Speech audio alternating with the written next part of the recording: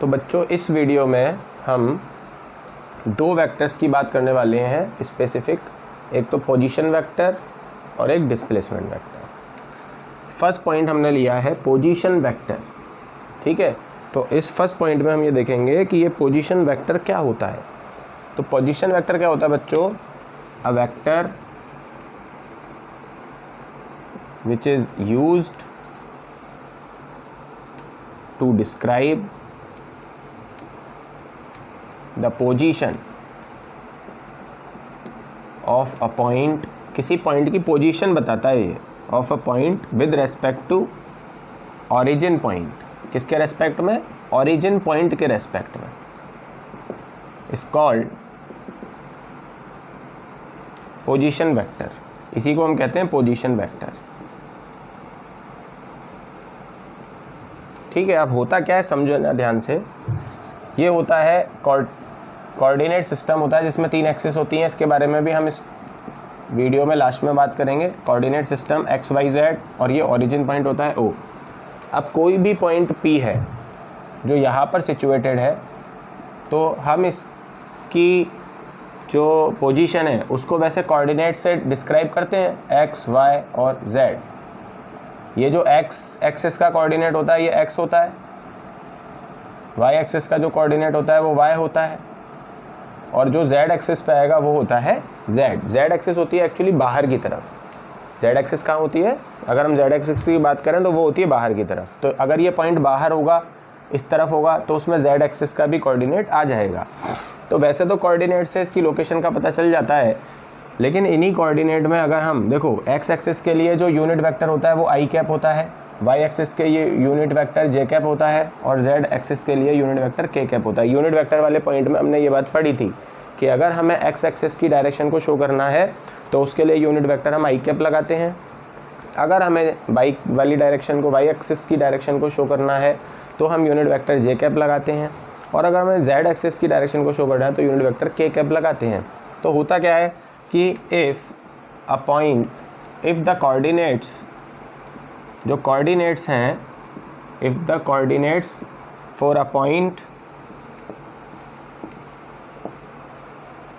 P are X Y Z, अगर किसी point P के एक्स वाई जेड कोऑर्डिनेट्स हैं तो ओरिजिन पॉइंट से एक जो वेक्टर आप बनाओगे इधर, इसको बोलते हैं position vector. Then position vector, तो फिर पोजीशन वेक्टर को इन्हीं कोऑर्डिनेट से किस तरीके से लिखा जाएगा वो आप समझ लो। तो पोजीशन वेक्टर हो जाएगा एक्स आई कैप, एक्स के साथ आई कैप लगा दो, plus Y J cap, plus Z K cap. तो ये पोजीशन वेक्टर हो गया। तो एक्चुअली है बात वही घूम फिर के, आपने यहाँ भी कोऑर्डिनेट्स लिए हैं, तो कोऑर्डिनेट से हम वैसे भी इसकी पोजीशन बता सकते हैं कि ये एक्स एक्सिस पे कितनी डिस्टेंस पर है, ये वाई एक्सिस पर कितनी डिस्टेंस पर है, और ये जेड एक्सिस पर अंदर है बाहर है। और इसमें प्लस माइनस भी होते हैं, याद है आपको? अगर प्लस होगा एक्स में तो इधर जाएगा, अगर माइनस होगा तो इधर जाएगा। वाई प्लस ऊपर होता है माइनस नीचे होता है, जेड प्लस आगे होता है, माइनस पीछे होता है। तो इस तरीके से हम कोऑर्डिनेट से ही इसका एक पोजीशन वेक्टर बना लेते हैं। एक चीज़ और, अगर आपसे मैग्नीट्यूड पूछा जाए, magnitude of this position vector, अगर इस पोजीशन वेक्टर का आपसे मैग्नीट्यूड पूछा जाए तो आप क्या करोगे? इसका मैग्नीट्यूड यानी कि आर वेक्टर का मॉड निकालना है आपको। तो आपको रूट लगाना है, सबसे पहले क्या लगाना है? रूट। फिर आई कैप के साथ जो भी कोऑर्डिनेट हो उसका स्क्वायर करना है, प्लस जे कैप के साथ जो हो उसका स्क्वायर करना है, के कैप के साथ जो हो उसका स्क्वायर करना है। ये इसके मैग्नीट्यूड का फॉर्मूला था। ये फार्मूला कहाँ से आया ये अभी आगे और वीडियोज़ में एक फार्मूला बनाएंगे तब आपको बताया जाएगा। अभी आप इसको डायरेक्ट याद रखना कि अगर किसी भी वेक्टर का हमें मैग्नीट्यूड चाहिए तो हमें क्या करना है? पहले रूट, ये फार्मूला है, पहले रूट, फिर आई कैप के साथ जो भी कोऑर्डिनेट है उसका स्क्वायर, प्लस जे कैप वाले का स्क्वायर, प्लस के कैप वाले का स्क्वायर। तो इसको अगर आप सॉल्व कर लोगे तो ये आपके पास आर वेक्टर का मैग्नीट्यूड आ जाएगा। अगर आपको डायरेक्शन चाहिए कि भैया इसका मैग्नीट्यूड तो आ गया, इसकी डायरेक्शन, तो डायरेक्शन के लिए हम, अगर हमें डायरेक्शन चाहिए तो हमें निकालना पड़ता है यूनिट वेक्टर फॉर डायरेक्शन। याद रखना हमेशा, अगर आपसे किसी भी वेक्टर की डायरेक्शन पूछी जा रही है तो इसका मतलब सीधा सीधा सा है कि आपको निकालना है उसका यूनिट वेक्टर, ठीक है। तो यूनिट वेक्टर क्या होता है? R cap. इसका यूनिट वेक्टर क्या बनेगा, आर कैप। और आर कैप का फॉर्मूला मैं आपको पहले भी बता चुका हूँ, R vector upon magnitude of R vector, यही होता है, R vector upon magnitude of R vector. तो पहले आर वेक्टर लिख लो पूरा, X I cap plus Y J cap plus Z K cap. पहले आपने आर वेक्टर लिख लिया, अपॉन इसका मैग्नीट्यूड डाल दो इसके अपॉन में, root of X square plus Y square plus Z square, ये इसकी डायरेक्शन आ जाएगी आर कैप। तो आर वेक्टर में दो चीज़ें होती हैं, एक तो मैग्नीट्यूड और एक डायरेक्शन। अगर मैग्नीट्यूड पूछता है तो ऐसे वाला फॉर्मूला यूज़ करो, और अगर डायरेक्शन पूछता है तो फिर डायरेक्ट इसमें इस वेक्टर में इसके मैग्नीट्यूड को डिवाइड करके वहाँ पे लिख दो बस। ज़्यादा सॉल्व नहीं करना पड़ता इसको, बस जो भी वेक्टर है उसके अपॉन में उसका मैग्नीट्यूड डाल दो, वो बन जाती है उसकी डायरेक्शन। तो पोजीशन वेक्टर की डेफिनेशन, उसका फॉर्मूला, उसका डायग्राम किस तरीके से हमने शो किया है, और दूसरी बात उसका मैग्नीट्यूड और उसकी डायरेक्शन यूनिट वेक्टर से कैसे निकाली जाती है, ये सारी बात इस पॉइंट में हमने समझ ली है। और यूनिट वेक्टर, ये पोजीशन वेक्टर है क्या, ये किसी भी पॉइंट की पोजीशन को शो कर सकता है। आप चाहो तो इसका स्क्रीनशॉट लेके आप इसको लिख सकते हो।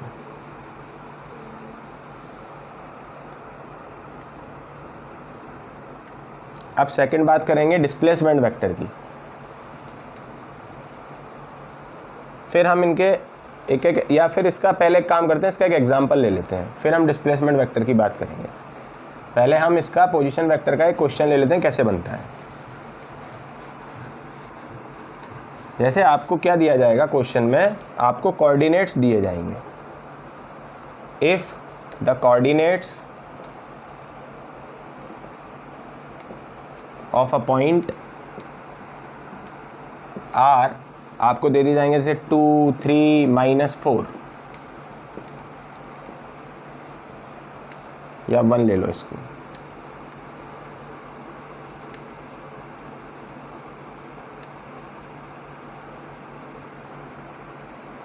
और बोला जाएगा what is the position vector for this point. एक तो पोजीशन वेक्टर निकालो, and also find out the magnitude and direction of position vector. Magnitude and direction of position vector, ये आपसे पूछा जा सकता है इस तरीके से। आपको कोऑर्डिनेट दे दिए जाएंगे, केवल कोऑर्डिनेट्स, ठीक है, ये कोऑर्डिनेट्स दे रखे हैं आपको। और आपको पहले आपको सॉल्यूशन में सबसे पहले पोजीशन वेक्टर लिखना है। तो मैंने आपको बताया था ये एक्स एक्सिस का कोऑर्डिनेट होता है, इसके साथ तो लगा दो 1 या 2 ही मान लो, चलो इसको 2 आई कैप लिख लो। 1 होता तो सिर्फ आई कैप लिख देते, अभी 2 है एक्स एक्सिस का कोऑर्डिनेट, तो हम क्या लिख देंगे 2 आई कैप।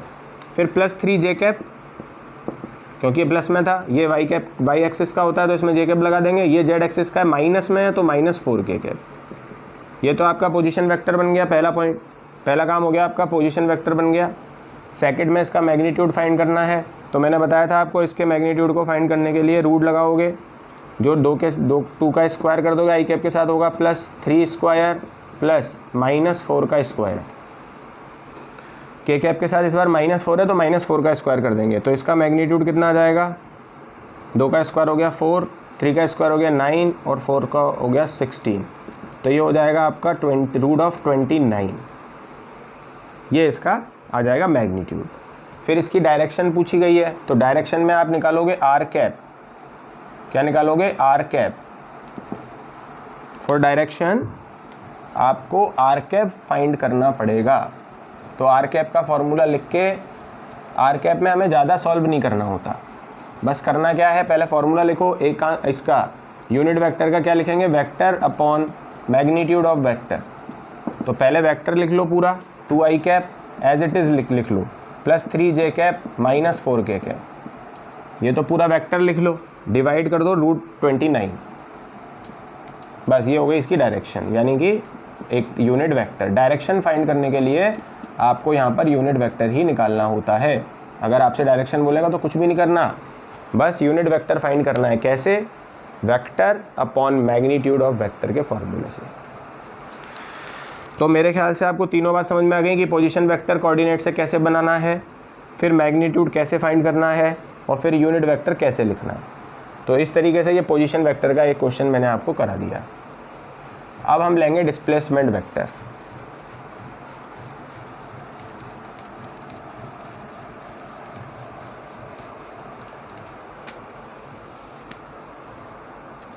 Second, displacement vector.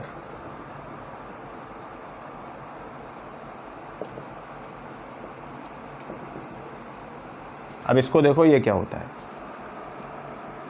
ये पहले सबसे पहले कोऑर्डिनेट सिस्टम बना दिया, कार्टेशियन कोऑर्डिनेट सिस्टम बोलते हैं इसको। 3 एक्सिस होती हैं और एक ओरिजिन पॉइंट होता है। अब हम 2 पॉइंट यहाँ बना रहे हैं, एक तो पॉइंट ए और एक यहाँ पे बना रहे हैं पॉइंट बी। ए और बी 2 पॉइंट्स बनाने हैं अब हमें। इन पॉइंट्स में जो ए है इसके कोऑर्डिनेट्स हैं x1, y1 और z1 और बी के कोऑर्डिनेट्स हैं x2, y2 और z2। ठीक है, दोनों के अलग अलग कोऑर्डिनेट बना दिए हमने, x1, y1, z1, x2, y2, z2। दोनों के अलग अलग होंगे क्योंकि दोनों डिफरेंट लोकेशन पर हैं। इसका पोजीशन वेक्टर मान लेते हैं r1 और इसका पोजीशन वेक्टर मान लेते हैं r2। दोनों के पोजीशन वेक्टर बना दिए जैसे हमने पिछले वाले टॉपिक में देखा था। तो हम यह लिखेंगे position vector of point A. Position vector of point ए, बोलो क्या लिखेंगे हम। ए का पोजीशन वेक्टर लिखना है तो x1 i cap plus y1 j cap, यही होता है position vector, plus z1 k cap. This is the position vector of point A. अब and position vector of point B. अब बी का पोजीशन वेक्टर क्या होगा, बी के coordinate में x2, y2 और z2 है तो r2 हो जाएगा x2 i cap plus y2 j cap plus z2 k cap. तो ये तो पोजीशन वेक्टर आ गए पहले 2 पॉइंट्स के। अब डिस्प्लेसमेंट वेक्टर क्या होता है, a vector which drawn from initial point to final point. देखो ये वेक्टर बना रहा हूँ जो मैं इनिशियल से फाइनल की तरफ, ये this vector is called displacement vector. ठीक है, तो डिस्प्लेसमेंट वेक्टर क्या होता है,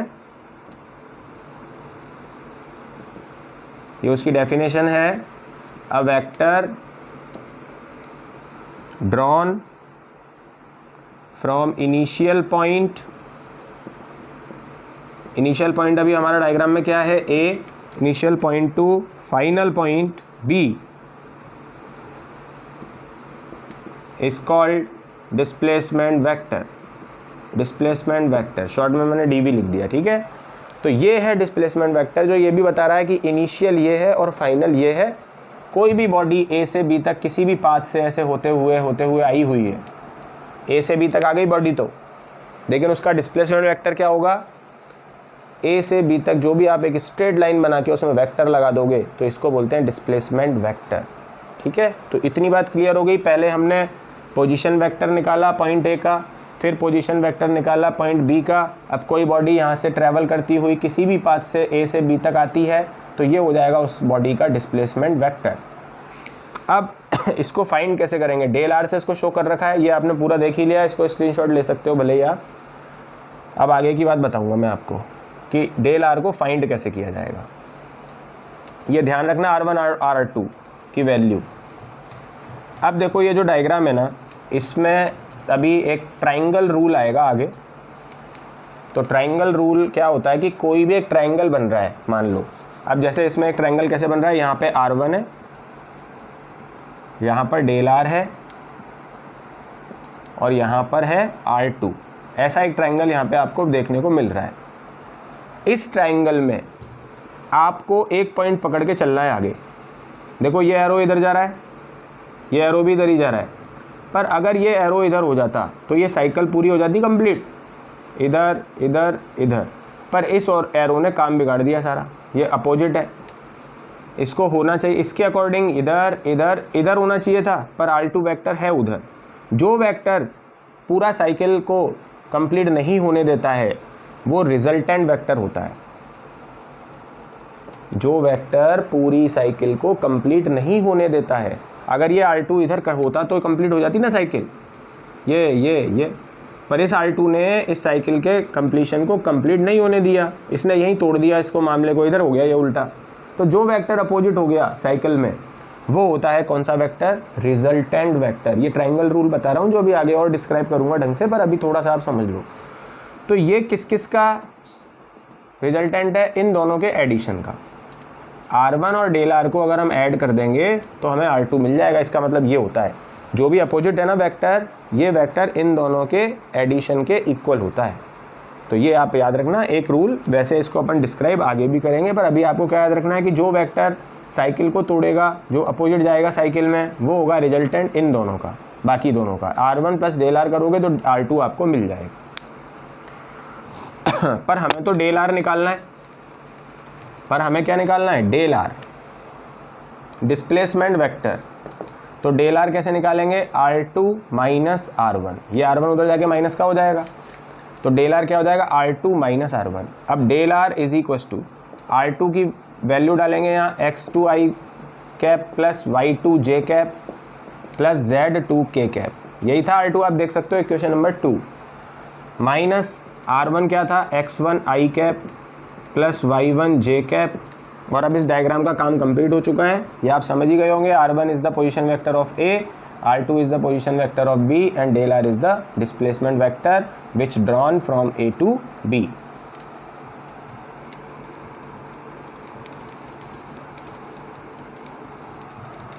तो x1 i cap plus y1 j cap plus z1 k cap.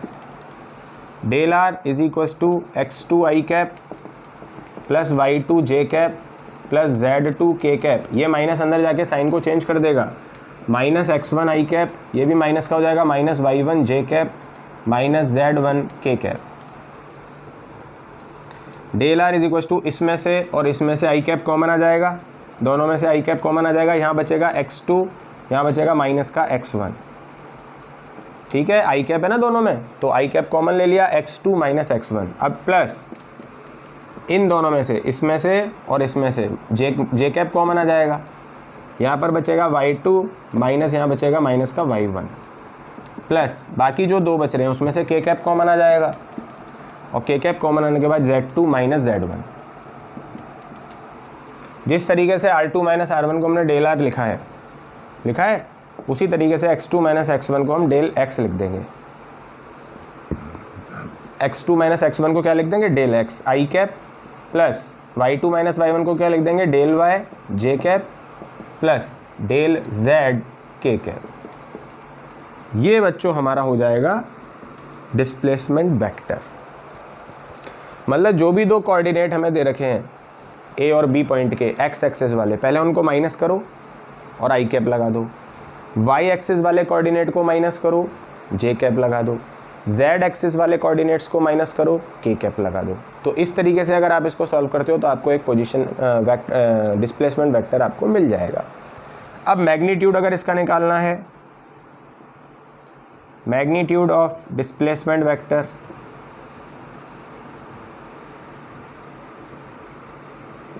तो ये कैसे निकलेगा? तो मैग्नीट्यूड निकालने के लिए एक्चुअली डेल R का मैग्नीट्यूड वही फॉर्मूला अप्लाई करेंगे, रूट लगाएंगे, i कैप के साथ जो है उसका स्क्वायर कर देंगे, ठीक है, प्लस j कैप के साथ जो है उसका स्क्वायर कर देंगे, प्लस k कैप के साथ जो है उसका भी स्क्वायर कर देंगे। तो इस तरीके से मैग्नीट्यूड आ जाएगा इक्वेशन नंबर 2। और अगर हमें इसका यूनिट वेक्टर यानी डायरेक्शन निकालनी हो तो भी वही डायरेक्शन यानी यूनिट वेक्टर, दोनों में से कोई भी चीज़ पूछे तो डेल R कैप निकालना है आपको। इस डेल R का क्या निकालना है? कैप। तो क्या फार्मूला लगाओगे? Del R vector upon magnitude of del R vector. तो इसका क्या बन जाएगा? Del R cap is equal to del R vector, तो ये है पूरा del x i cap, del x i cap plus del y j cap plus del z k cap divided by इसका मैग्नीट्यूड क्या है? Root of del X square plus del Y square plus del Z square. ये इसका magnitude था। तो इसमें इसको divide कर दो तो वो डेल R कैप आ जाएगा। तो आई थिंक क्लियर हो गया होगा आपको डिस्प्लेसमेंट वेक्टर क्या होता है। ये ध्यान रखना, जो साइकिल को ऑर्डर को तोड़ता है और अपोजिट हो जाता है वो होता है रिजल्टेंट, बाकी दोनों का। तो इन दोनों का रिजल्टेंट था R2, उस डायग्राम से हमें पता चल रहा था। तो यहाँ से डेल आर आ जाता है R2 माइनस R1, फिर इनकी वैल्यू डाल देते हैं, माइनस अंदर ले जाते हैं, फिर जो आई कैप कॉमन ले लेंगे तो x2 माइनस x1, जे कैप कॉमन लेंगे y2 माइनस y1, के कैप कॉमन लेंगे तो z2 माइनस z1। इस तरीके से हमें ये सबसे पहले डिस्प्लेसमेंट वेक्टर डेल आर मिलेगा। फिर उसके मैग्नीट्यूड को कैसे निकालेंगे, रूट लगाएंगे, रूट लगा के del X square plus del Y square plus del Z square कर देंगे। और फिर अगर यूनिट वेक्टर निकालना है तो इस वेक्टर में उसके मैग्नीट्यूड को डिवाइड कर देंगे, ये हमारा यूनिट वेक्टर आ जाएगा। अब इसका भी एक क्वेश्चन मैं आपको बताता हूँ कि कैसे आता है।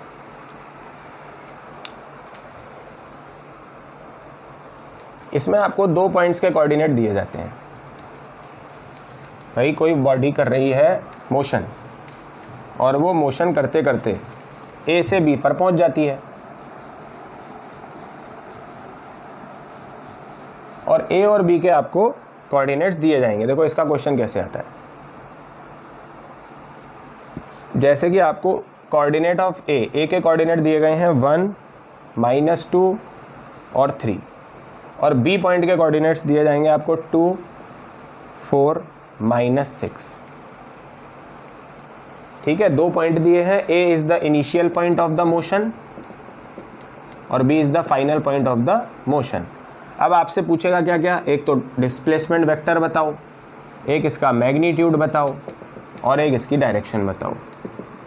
वही 3 बातें आपसे यहाँ पे पूछेगा, एक तो डिस्प्लेसमेंट वेक्टर, एक उसका मैग्नीट्यूड और एक उसकी डायरेक्शन। तो सबसे पहले डिस्प्लेसमेंट वेक्टर निकालने के लिए हमें क्या करना है, x2 minus x1 I cap plus y2 minus y1 J cap plus z2 minus z1 K cap.